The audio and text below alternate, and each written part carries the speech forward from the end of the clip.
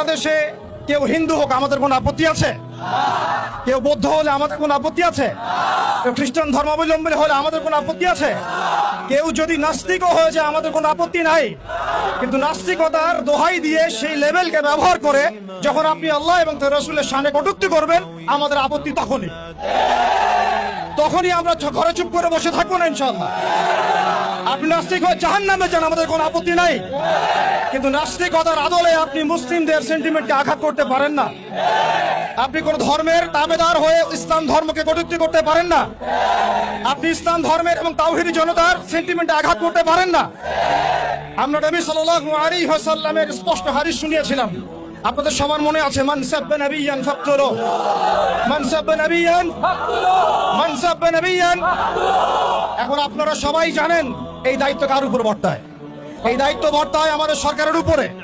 সরকার মুসলিম হোক, অমুসলিম হোক, ইন্টারিম হোক অথবা দলীয় সরকার হোক, যে কোনো সরকারি হোক না কেন, তার উপরে দায়িত্ব বর্তায় তারা যেন খাদেমে রাসূলের বিচার করেন, তারা যেন আল্লাহ দ্রোহীদের বিচার করেন, তারা যেন ইসলাম বিদ্বেষীদের বিচার করেন, তারা যেন ইসলাম ফোবিয়া যারা ছড়ায় তাদের বিচার করেন।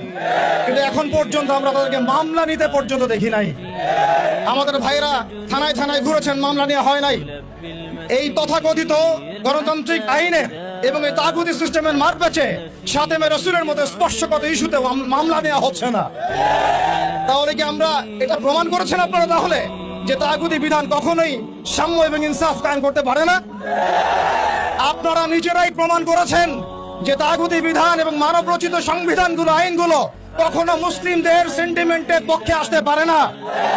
তারা কখনো খাদেমে রাসূলের পর্যন্ত বিচার করতে পারে না। তারা আল্লাহ দ্রোহীদের বিচার করতে পারে না। তারা ইসলাম বিদ্বেষীদের কোনো বিচার করতে পারে না।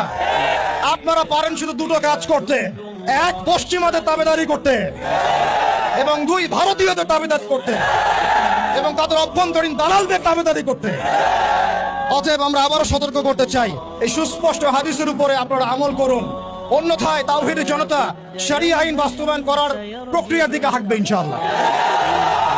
ইয়া খিলাফ ইয়া শাহাদাত, হয় খিলাফত না হয় শাহাদাত, হয় খিলাফত না হয় শাহাদাত।